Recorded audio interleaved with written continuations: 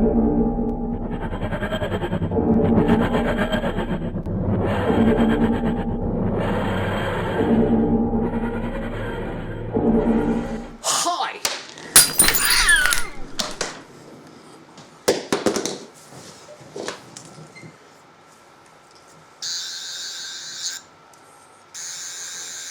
Yo soy Doctor Misterio.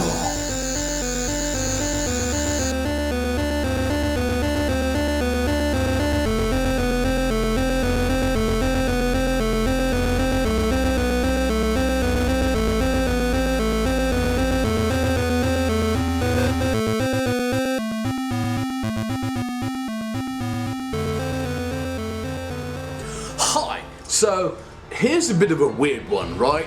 The year is 2015, and I was living with my parents because I was one of those boomerang millennials. You know, the concept of people losing jobs or not having enough earnings and then having forced, due to circumstances, moving back with their baby boomer parents. At the moment, I own my own house and I have my own new job and I've got, you know, everything under control, but the brief moment of levity it gave me that I really do appreciate my mum and dad. I love them to bits. So, here's the thing. This is when I started doing YouTube videos on the reg, and most of these have been Doctor Who related, I'll freely admit, because they're the easiest kind of content I can crank out. Movies are expensive and I love Doctor Who. So here we are again with Heaven Sent. So I've talked about this episode before, but this was before I got more professional, and I'm not saying I'm 100% professional now. I mean, there's so many other producers on YouTube that are more, you know, sleek, more streamlined, actually have like a script they're working off, and I'm still just rambling out of the top of my head, but now I'm more contained. And I really like the grey hair and sunglasses look I've got going on. So this is the first Peter Capaldi rewatch we're doing in 2020 because of the lockdown. And my god, I'm still on this high.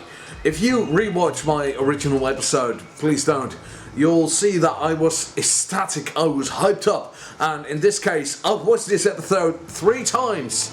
I've seen this episode 3 times since the rewatch party because it's just that bloody good. Heaven Sent is one of the pinnacles of Doctor Who. I'm not saying that Heaven Sent is the best episode, I'm just saying it's my own personal favourite. Peter Capaldi is my favourite current Doctor. Peter Capaldi is my favourite New Who Doctor. Peter Capaldi is probably one of my favourite Doctors ever. And, you know, your favourite Doctors change every now and then. It all depends on what you've watched recently, what you're into. My other contenders are the 7th by Sylvester McCoy and the 3rd by John Pertwee. But, you know, Peter Capaldi, it's his gravitas, he's there, and immediately on any scene, as silly as he has to be, he demands your attention. He was older than bloody William Hartnell when he started doing this, or about the same age. And he's 60 odd years old now, and he's still fantastic. I would still cast him in everything ever. Peter Capaldi as Doctor Doom right now. MCU, make it happen. Kevin Feige, call me. Anyway, Heaven Sent is the Doctor arriving from Face the Raven. If you haven't watched Face the Raven and you're just coming into this rewatch party like this, Face the Raven saw the Doctor and Clara trying to help out somebody they met in the past who'd been cursed to die, you know, by alien technology. Shenanigans happened and, you know, Clara inadvertently took on the curse and she died in their stead. But, you know, everything that was set up, the curse and the people dying, it was set up for this ancient being to trap the Doctor for a nebulous contractor. And this nebulous contractor sent the Doctor into this castle, which is where we're at now. Heaven Sent takes place in a singular castle. It was supposed to be a haunted house at first, inhabited by weeping angels. But, you know, ideas grow, plans grow, So it wound up being a castle in the middle of nowhere, like Fort Boyard. So Peter Capaldi is basically just monologuing the entire episode. He's talking to himself. There's two other characters in this episode, like characters with, that are bloody monsters. And they have, between them, 4 lines, and one of them doesn't talk. And then there's the monster. Peter Capaldi is the only person that has an actual dialogue, and he's mostly talking to himself. That's brilliant. Peter Capaldi is a fantastic actor, and he carries this and the entire mystery. It's fantastic. Okay, so if you've watched these last couple of rewatch watches, you know that I've used the word Moffatisms. Moffatisms is when I mean there's a lot of focus on hyper small details. There's a lot of quick shots. There's a lot of fast-paced editing. These aren't always bad. These are actually sometimes used to great effect. Not everybody is as fond of them as some others are, and that's perfectly fine. Cup of tea floats your boat. If it is not your cup of tea, if it doesn't float your boat, that's all perfectly fine. It's great. It's okay. I'm not here to diss your taste, and I hope you're not here to diss my taste. The episode starts off with a lot of small hints that show us the greater scope of what's going on. Basically, the Doctor's being haunted by a giant monster covered in veils, based on a nightmare he used to have of a deceased woman, the Veil. And basically, this creature is a concept of the Grim Reaper. It will never ever stop. It's always moving at the same pace, like Mr. Pump in Discworld. You rest, it doesn't. You stop, it doesn't. You have to eat, it doesn't. You can't keep going forever. It can. So the Doctor's trying to figure out where he is, who captured him, who took him away, and he's making all these threatening lines, and the first 15 minutes are pure gold. There's fantastic quotable lines in it, like, "You're gardeners. Who are gardeners? It's a dictatorship for inadequates." Or to put it in other words, it's a dictatorship I know you're not supposed to open because doors are notoriously cross. I finally run out of corridor. Well, there's a life summed up. When you're being interrogated, you're the most essential person in the room. So, if they may threaten you with death, die faster. Telling you how I escaped, making you laugh. Can't wait what I've got to say. I'm nothing without an audience. It's a killer puzzle box trying to scare me to death, and I'm trapped inside. Must be Christmas. Oh, so many of these lines, they're fantastic. Basically, the Doctor's figuring out slowly, step by step. Basically, he's in a castle that's always rotating, always changing, being chased by this one monster. There's these monitors that always show him what the monster is seeing, so he always knows how close this monster is. The mere genius of this concept, and you know what? It's based on the nightmare of Steven Moffat's kid. Steven Moffat's kid once had a nightmare about a snail that was always trailing towards him, and the moment it reached him, he would die. This was the nightmare of a 5-year-old, if I'm not mistaken, and Steven Moffat based an entire Doctor Who monster around it, an entire episode around it. So the Doctor does all these brilliant things, like he's trapped in a room and he starts picking out a flower and you see these petals fall to the floor. He sees a painting, he puts on an eyepiece, and then the monster corners him, and by shock, like, you know, the monocle pop, boing, except an eyepiece. He drops the eyepiece and it falls, and he's like, "No, you didn't see this coming," and he picks up a stool, throws it out the window, jumps out the window, and suddenly we're in a Sherlock mind palace. And it's like, who wrote this episode again?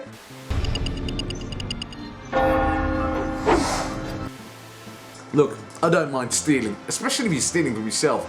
If you have a clever line and nobody's laughing the first time, do the clever line again. I mean, this world has this in spades, and I love Terry Pratchett, but if you're a real fan of Terry Pratchett, you know exactly what I'm talking about. The Doctor did all these things. Pick at the petals, drop his eyepiece, throw his stool through the window to confirm facts that he wanted to know. How high up are we? What is the gravity? And is there water outside? And he managed to calculate the math inside his head so quickly in his mind palace, which is the TARDIS. He's monologuing to himself, but he's monologuing to Clara. And this is the sadness of the episode. Yeah, he's talking to Clara the entire time inside his head. He's trying to be the clever boy, the clever man. And it's just sad. Like the legitimate kind of sad. The Doctor figures out that by stating truths, confessions, that the creature that's haunting him stops in its tracks and that the castle rotates. So it's basically like a Rubik's Cube, and he has to get the thing into the right position. He has to make sure all the colours line up and that the creature doesn't kill him. But he only has so many things he can share before he runs out of secrets that he doesn't want or cannot share. And what these things are, we don't know, because, you know, the Doctor is a mysterious, enigmatic figure, and we shouldn't know everything about the Doctor. Few things he drops in this episode. He's actually afraid of dying. He ran away from Gallifrey not because he was bored, he ran away because he was afraid. And all these bits and pieces, and he knows who the hybrid is, and the hybrid is like this character arc of this season. That's perfectly fine. If you don't know what that is, doesn't matter really. So the Doctor's frightened and spooked by this creature several times over. It's fantastic, it's great. And then, and at one point he comes back to the teleporter room where he arrives, and he sees the word bird scrawled into the ground. Even though bird is the word, he does not quite understand it. After enough confessions and searching, he finally finds room 12, you know, and he finds a wall of pure asbantium, something that's like so many times more thick and dense than diamond, and he's cornered by the monster. And everything clicks into place. He's like, bird. And then he starts talking about like, I have no more confessions. I only have one more story about a shepherd's boy. So this is where the reveal of the episode begins, and it's at the 36-minute mark. This episode is over 52 minutes. That means that between the last couple of minutes of resolving the plot and getting, you know, the next episode going, all we see is a montage. There's a montage set to the most glorious piece of music Doctor Who's ever delivered. Like, I don't want to be too hard on Second Akinola. The current composer of Doctor Who has been on board since Chris Chibnall and Jodie Whittaker, who does very atmospheric music, and I really do like his 13th Doctor theme. And I'm quite fond of his, you know, Doctor Who theme intro, which is quite spacious and ominous. Murray Gold, however, has this knack of creating boisterous, flamboyant, present themes, which they are not always suitable, they are sometimes distracting, but in cases like this, in cases like breaking the wall, blimey, this song, The Shepherd's Boy, it's magic. I can listen to it on loop. It just starts slowly building up when you start to piece the things together. The Doctor is punching a diamond wall, something harder than diamond. He obviously can't break it, so the creature grabs him and it kills him. But because he's a Time Lord, he doesn't die easily. It takes him a day and a half to crawl back to the teleporter room. And here we get the ship of Theseus. Just like in Star Trek when we got the two William Rikers, Doctor manages to burn himself alive in order to reinvigorate a copy in the hard drive of the teleporter that brought him there, so there's a new Doctor stepping out of it.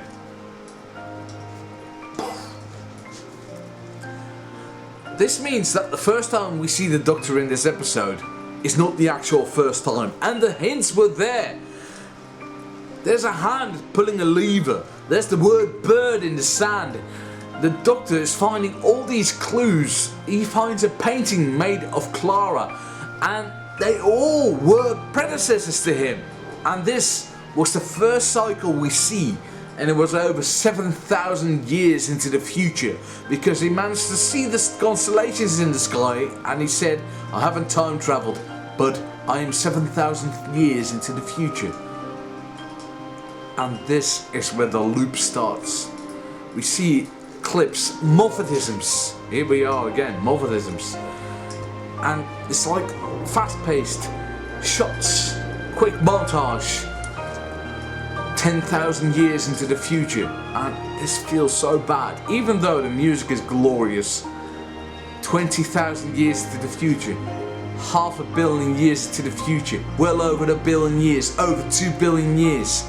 And every time we see a copy of the Doctor trying to punch through that same Asbantian wall, 20 times thicker than Diamond, telling the same story about a shepherd's boy talking to an emperor about a mountain of pure diamond. It takes an hour to climb over it, an hour to get around it, and every so many years a bird comes at the peak and sharpens its beak at the top of the mountain.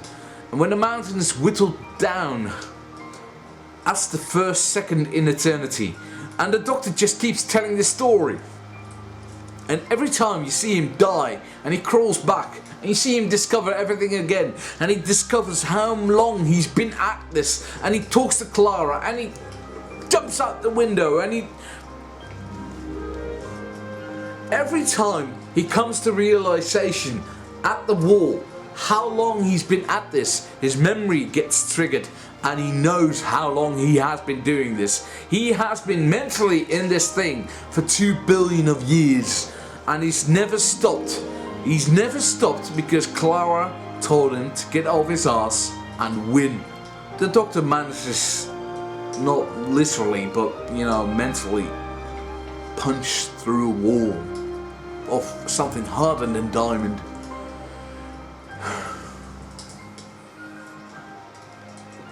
Because somebody took his best friend away from him. Damn, this is a good episode. And it ends on Gallifrey, and the review was like, this is Gallifrey. So the bad guys were the Time Lords all along. So the 11th Doctor saved the Time Lords along with the 10th and the War Doctor back in Dave the Doctor. And the 12th Doctor even travelled back in time to help.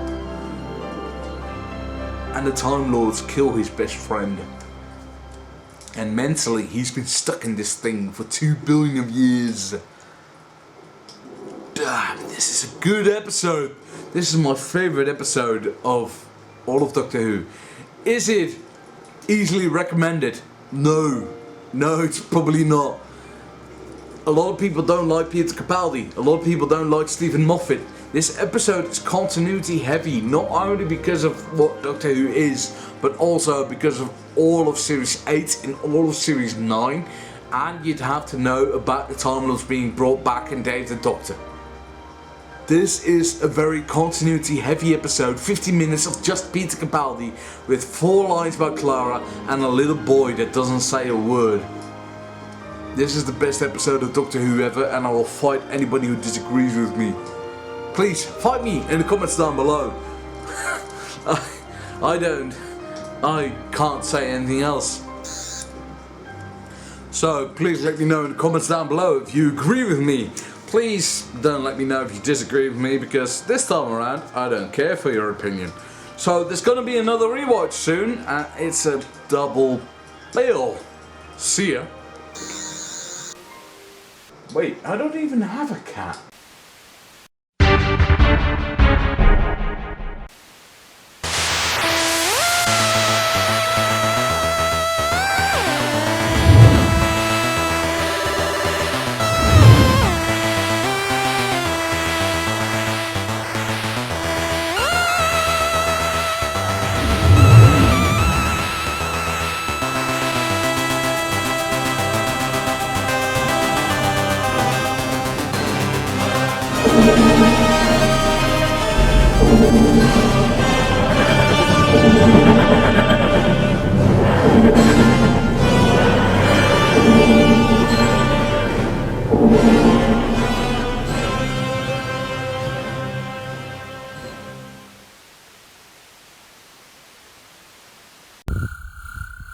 Doctor Mysterio.